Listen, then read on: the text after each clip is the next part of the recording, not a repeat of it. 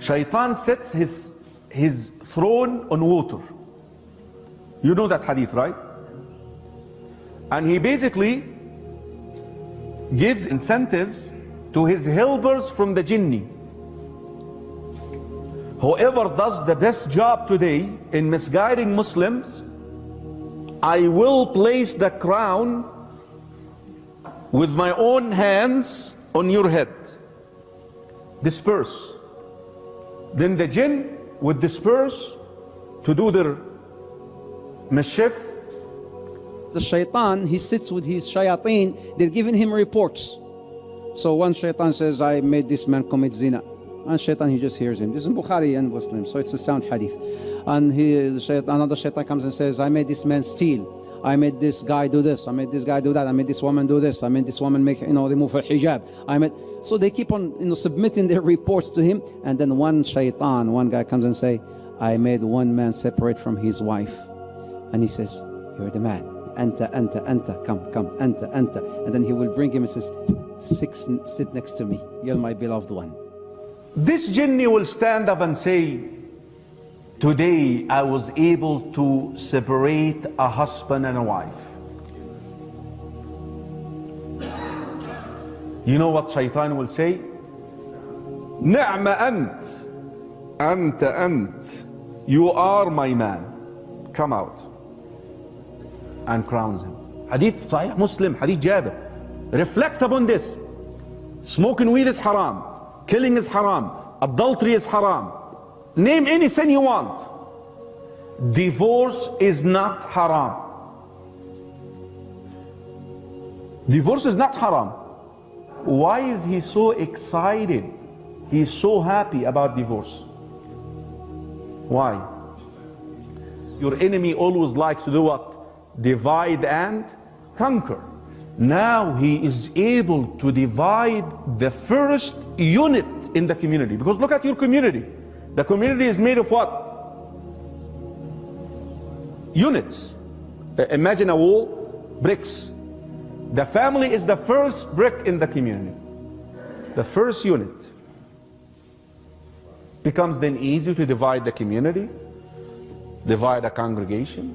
He has long-term plans.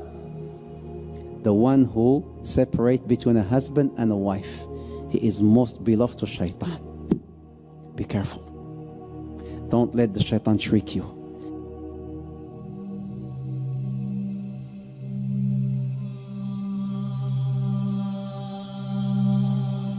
Iblis' throne. So people have been talking about Iblis. Where is he? His throne. The Prophet ﷺ has reported, in a very sound hadith, which is in Muslim, reported by Jabir, that Arsh al-Shaytan, Arsh Iblis ala al-ma'. Arsh Iblis ala al-ma'. The throne of Iblis, the throne of Shaitan, this is the master Shaitan. The master Shaitan, his throne is on water. Where? What water? What ocean? Allahu Ta'ala a'lam. But there are certain indications that could maybe tell us where his throne could be. There's another hadith where it says, Innahu, this is also in Muslim, Innahu inda barzakh al-ma'. Inda barzakh al-ma'. What's a barzakh? A barzakh, it's like a partition. When you have the sweet water and the salty water, بينهما برزخ لا يبغيان, whereby the sweet water does not merge with the salty water. That's a barzakh. That's a partition. In this hadith, he says he is on this barzakh. His throne is on this barzakh. His throne is on this barzakh, which is again somewhere in an ocean. But now, I want to bring something up here.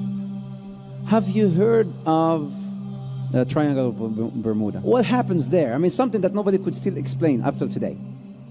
Flight 19. Have you heard of Flight 19? That disappeared. All these flights and ships that disappeared. The Tiger 1948. They got the black box. They hear the guy saying, I see something. I don't know what it is. And nobody could explain. I see something. I don't know what it is. And then they said, okay, we're sending help. It's been recorded. You can play it. You can find it on the internet. We're sending help. He said, okay. And then the guy comes back and he says, no, I cannot control the plane. I cannot control the plane. I don't know what's this. I don't know what it is.